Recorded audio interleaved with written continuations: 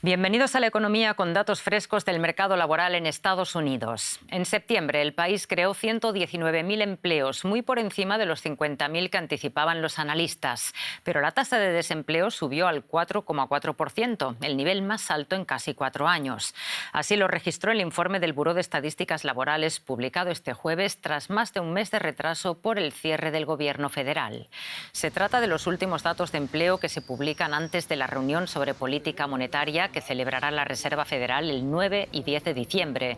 Los economistas no se ponen de acuerdo sobre si la Fed reducirá los tipos de interés o los mantendrá sin cambios.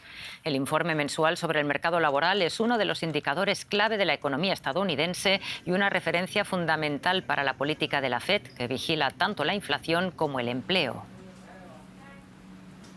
Un informe que llega, como decimos, con retraso, pero con más empleos de los anticipados. Vamos hasta Nueva York para comentar este y otros asuntos con nuestra compañera Ana. ¿Qué tal? ¿Cómo han recibido analistas e inversores estos datos de septiembre? Cuéntanos. Pues inicialmente con una sorpresa bastante bienvenida, porque la creación de empleo fue más robusta en septiembre de lo anticipado y más tras un mes de agosto en el que, según la revisión estadística, se perdieron 4.000 empleos netos. La subida de la tasa de desempleo en una décima hasta llegar al 4,4% es porque hay más personas en el mercado de trabajo. Ahora bien, el detalle de las cifras ya es algo más matizado. En el sector de transporte y almacenamiento se han perdido nada menos que 25.000 empleos y solo 3 sectores crean puestos de trabajo: el sector de la salud, el de la asistencia social y el de servicios en bares y restaurantes. La industria, ahí donde Donald Trump está poniendo el énfasis para crear más empleo, sigue destruyéndolo. Y este es el último informe, como dices, que va a tener en sus manos los gobernadores de la Reserva Federal cuando se reúnan el 9 y el 10 de diciembre para decidir qué hacer con las tasas de interés. No va a haber informe de octubre por el cierre del gobierno y el de noviembre se conocerá a mediados de diciembre, después de esta reunión. Tampoco sabemos si va a haber un informe de inflación. A priori no lo va a haber. Con lo cual, la mayor parte de los analistas están empezando a pensar que es posible que se cierre el año sin una nueva rebaja de tasas de interés. Ana, y hablando de analistas inversores, el optimismo por los buenos resultados de Nvidia el miércoles parece que no ha durado ni 24 horas seguidas. ¿Qué ha pasado hoy en Wall Street? Pues el optimismo de los mercados se paró en seco para darse la vuelta pasada la 1 de la tarde en Nueva York. Las ganancias del día se esfumaron, y no solamente para los principales índices, sino también para la propia Nvidia, tras la presentación de unos resultados estelares pues 24 horas antes. Los resultados el miércoles se quisieron presentar como un diagnóstico sobre la salud de la inteligencia artificial y todo el optimismo que se ha generado a su alrededor. Y lo son, pero parcialmente. Es la confirmación de que las empresas están haciendo fuertes inversiones para crear la infraestructura necesaria para la inteligencia artificial. Lo que aún no sabemos, y las cifras de Nvidia no lo pueden contar, es si la inteligencia artificial va a generar los ingresos y los beneficios para los clientes de esta empresa de microprocesadores que demandan tanto crédito y tantas inversiones.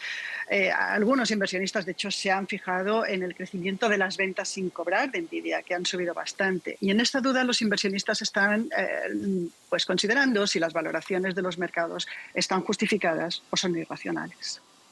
Una gran incógnita, desde luego. Ana, muchísimas gracias, como siempre, por el análisis. Gracias, Rosa. Y hablamos también de empleo en Alemania. En lo que va de año, más de 120.000 puestos de trabajo se han perdido en la industria, un sector clave de la economía. Son datos publicados este jueves por el Instituto Alemán de Estadística. Unas cifras que ponen de relieve, por ejemplo, la crisis en la metalurgia en Alemania. En las acereras trabajan hoy un 5% menos de operarios que hace un año. Pero donde la crisis golpea con más dureza es en el sector automovilístico. En los últimos 12 meses se han perdido más de un 6% de los puestos de trabajo. Eso equivale a más de 48.000 personas que ya no trabajan para las reconocidas marcas de autos alemanes. Pues precisamente hoy el fabricante de camiones MAN del grupo Volkswagen ha anunciado un plan para reducir su plantilla en Alemania en más de 2.000 personas. José David Navarro, Bolsa de Frankfurt, muy buenas tardes. Un anuncio más de despidos en el sector automovilístico. ¿Qué detalles tenemos? Hola Rosa, ¿qué tal? Sí, concretamente son 2.300 puestos de trabajo que desaparecerán aquí en Alemania, 2.300 de unos 15.000 que tiene MAN en Alemania. Recordar que es el segundo mayor fabricante en el mundo de autobuses y también de camiones. Los sindicatos, sobre todo Rosa, temen que la producción se pueda trasladar a Polonia. El sindicato alemán IG Metall, de hecho, teme que la producción, la planta de carrocerías, se pudiese trasladar hacia la planta de Polonia, de Cracovia. En realidad, lo que está ocurriendo es que la empresa tiene que hacer importantes recortes y sobre todo esos recortes van a afectar a la planta de Múnich. Bueno, José, ¿se puede decir que esto se está convirtiendo en un problema para Alemania porque estamos viendo cómo cada vez más empresas deciden irse a otro país? Sí, Alemania tiene uno de los salarios mínimos más altos de la Unión Europea, sumado, eso claro, por costes laborales, sumado a los altos precios de la energía, está haciendo, Rosa, que efectivamente cada vez más empresas estén buscando otras opciones para producir, sobre todo las que son energéticamente más intensivas. Nuevos datos publicados apuntan a que entre el año 2021 y 2023 unas 1.300 empresas con más de 50 empleados decidieron deslocalizar parcial o totalmente su producción. La mayoría, eso sí, lo decidió deslocalizar dentro de la Unión Europea y, como les decía, el principal motivo son los costes laborales. La deslocalización de empresas alemanas, sería uno de los motivos, el principal motivo por el que se han perdido entre el 2021 y 2023 unos 71.000 puestos de trabajo aquí en Alemania. José, muchísimas gracias por todos estos datos e informaciones. Mientras la economía alemana se contrae, la española está en auge. Actualmente, casi ningún otro país de la Unión Europea crece tanto como España. El año pasado avanzó un 3,5% y para este año los expertos prevén un crecimiento de alrededor del 3%. Y este impulso no se explica solo por la llegada masiva de turistas. Auge en la construcción, en la playa y en la ciudad. La economía española crece en términos macroeconómicos, pero no podría hacerlo sin la mano de obra extranjera. Verdaderamente están resultando ser la solución al problema que tenemos de mano de obra. Ya sea en Marbella o en Madrid, en España se construye de nuevo a destajo. Atrás quedaron los tiempos en los que los lugareños acudían a la construcción para ganar dinero rápido antes del estallido de la burbuja inmobiliaria en 2008. Ahora los bajos salarios han espantado a estos trabajadores y toda nueva construcción depende de los inmigrantes.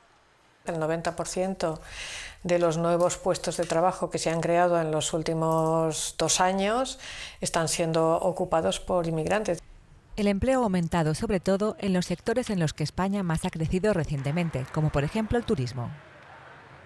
En los 2 últimos años, el número de visitantes se incrementó en 20 millones. Durante el mismo periodo, unos 600.000 inmigrantes decidieron buscar empleo en España. Y lo hacen en los sectores en los que los españoles no quieren trabajar. Los autóctonos aspiran a trabajos mejor pagados, menos duros físicamente, que exigen menos horas de presencia, y ese tipo de trabajos quedan para los inmigrantes. Un ejemplo de ello es este restaurante en la costa mediterránea. La jefa de cocina es española. El resto de empleados proceden del norte de África o de Sudamérica.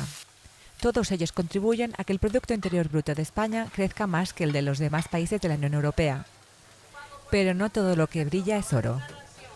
La riqueza del país crece por los grandes números, es como si nos hubiéramos convertido de pronto en un país mucho más grande, pero la riqueza per cápita, que es la que al final interesa a la población mayoritaria, digamos, eso no ha crecido suficientemente. Uno de los motivos, la falta de productividad de España desde hace décadas. Así que la creación de empleo por sí sola no basta para generar prosperidad. En el sector de la construcción, las empresas se centran ahora en la eficiencia y la automatización para atajar la escasez de personal. Su objetivo, construir más rápido y ser más competitivas. Pero el problema de las condiciones laborales sigue siendo una asignatura pendiente en España. Y vamos con información de América Latina. El presidente de Estados Unidos, Donald Trump, retiró este jueves los aranceles del 40% a ciertos productos de Brasil, como la carne bovina, vegetales, café y cacao. Esto sucede luego de haber negociado con su homólogo brasileño, Luis Ignacio Lula da Silva. La nueva orden ejecutiva fue firmada por Trump y se aplica a los bienes importados desde Brasil o retirados de almacenes desde el 13 de noviembre. Como parte de su guerra comercial, Trump había impuesto un 10% de aranceles a las exportaciones brasileñas, a las que luego les aplicó otro 40% en represalia por el juicio contra el expresidente Jair Bolsonaro. La Asamblea Nacional de Venezuela aprobó este jueves una extensión de 15 años de las empresas mixtas entre la estatal PDVSA y una unidad de la rusa Rosario-Besneft. Estas operan los campos petroleros Boquerón y Perijá en la región occidental del país, según informa la agencia Reuters. La extensión permite que las empresas mixtas sigan operando hasta 2041 con el objetivo de producir unos 91 millones de barriles o 16.600 barriles diarios de crudo, de acuerdo con lo indicado por los legisladores antes de aprobar la propuesta. Estas empresas mixtas surgieron con el inicio de las sanciones estadounidenses a empresas venezolanas. Caracas cede así operaciones en campos petrolíferos a firmas extranjeras, buscando eludir las sanciones, pero también mejorar la productividad en la extracción del crudo liviano. El Fondo Monetario Internacional estima que las 20 mayores economías del mundo crecerán solo un 2,9% anual hasta 2030. Se trata del ritmo más débil desde la crisis financiera de 2009. El pronóstico es especialmente malo para los países industrializados, incluida Alemania, que apenas avanzarían un 1,4%. El informe del FMI alerta sobre el impacto del proteccionismo y la incertidumbre política en los países industrializados. Los jefes de Estado del G20 se reunirán este fin de semana en Sudáfrica, pero con grandes ausencias, como los presidentes de Estados Unidos y China, o de Argentina y México. El FMI instó a los países a cooperar en la eliminación de las barreras comerciales y exigió hojas de ruta claras y transparentes en materia de política comercial. Y esto es todo en la economía. Gracias por su atención y confianza y que tengan un buen día. Hasta pronto.